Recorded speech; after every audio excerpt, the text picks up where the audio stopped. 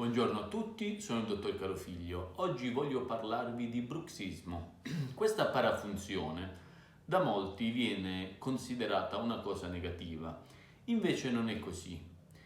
Nella fase REM del sonno, Rapid Eye Movement, che noi abbiamo sentito parlare, c'è molta comunicazione su questa fase REM, abbiamo il movimento rapido degli occhi.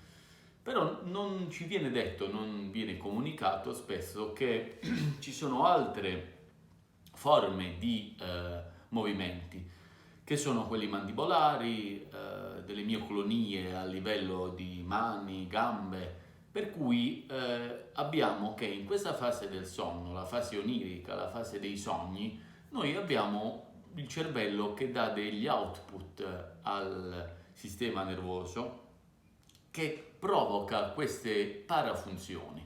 Per cui il bruxismo non è una cosa negativa, anzi il bruxismo è indice del fatto che noi sogniamo, del fatto che dissipiamo un sacco di pensieri che ci arrivano nella fase onirica, che facciamo nella fase onirica.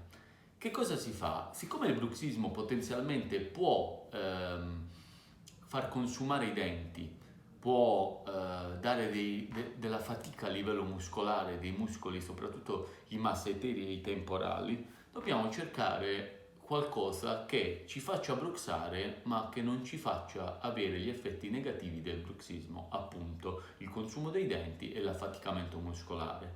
Questo può essere per un leggero bruxismo una mascherina come quelle di contenzione, come quelle che si usano per ortodonzia, può andare benissimo come protezione dei denti. Quando la mascherina si lesiona, si buca, vuol dire che noi l'abbiamo consumata e ne dobbiamo fare un'altra.